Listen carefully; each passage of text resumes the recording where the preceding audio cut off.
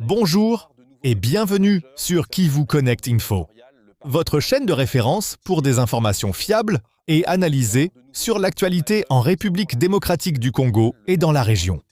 Aujourd'hui, nous vous présentons une analyse détaillée concernant les récents signes de reconstitution d'un groupe armé dans la province du Haut-Katanga. Selon le gouvernement congolais, ce groupe pourrait être lié à l'Alliance Fleuve Congo, M23, ainsi qu'au groupe armé Bakata Katanga. Ces développements soulèvent des préoccupations importantes pour la sécurité des populations et la protection du territoire national. Le gouvernement de la RDC a indiqué que des preuves tangibles suggèrent qu'un nouveau groupe armé commence à s'organiser dans le Haut-Katanga. Ce groupe pourrait avoir des liens avec l'Alliance Fleuve Congo, M23, reconnue pour ses activités militaires passées dans la région. Parallèlement, le groupe est également comparé au Bakata Katanga, connu pour ses actions armées dans la province. Les signes de cette reconstitution sont apparus à travers des activités récentes, notamment l'intrusion au siège principal du parc national de Upemba et dans la zone de Luzinga, située à l'intérieur du parc. Ces incidents sont considérés par le gouvernement comme des indicateurs potentiels de la préparation d'actes armés dans la région. Les autorités insistent sur la nécessité de protéger les populations et de maintenir la sécurité dans cette zone sensible, avertissant que ces mouvements pourraient avoir des conséquences graves pour les habitants et pour l'intégrité environnementale du parc. Des mesures urgentes sont mises en place pour surveiller et prévenir toute action hostile, en mobilisant les forces de sécurité et les unités de police pour assurer une vigilance constante.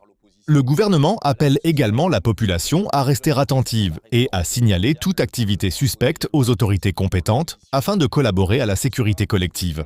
La surveillance inclut le contrôle des routes, des équipements et des mouvements suspects afin de prévenir toute expansion de ce nouveau groupe armé. La sécurité des citoyens reste une priorité, avec des mesures renforcées pour protéger les communautés et garantir la stabilité dans la province. La collaboration entre la population et les forces de l'ordre est essentielle pour lutter contre ces menaces et préserver la paix. Des stratégies à long terme sont élaborées pour suivre et neutraliser les actions de ce groupe armé naissant, tout en sensibilisant les habitants aux risques et aux moyens de prévention. Le suivi régulier par les services de renseignement et les forces de sécurité intérieure permet de fournir des rapports fiables et rapides pour une action immédiate. Les autorités rappellent l'importance de sauvegarder la paix et de coopérer avec le gouvernement pour prévenir toute escalade.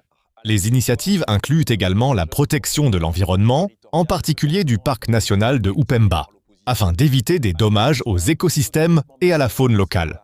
Le gouvernement continue de renforcer son plan de sécurité et d'administration locale pour assurer une réponse coordonnée aux menaces émergentes. Les citoyens sont encouragés à participer activement, à fournir des informations et à respecter les directives afin de contribuer à la stabilité et au bien-être général de la province. Enfin, ces mesures démontrent l'engagement des autorités à maintenir la sécurité et à prévenir toute action qui pourrait menacer la population ou la souveraineté du territoire congolais.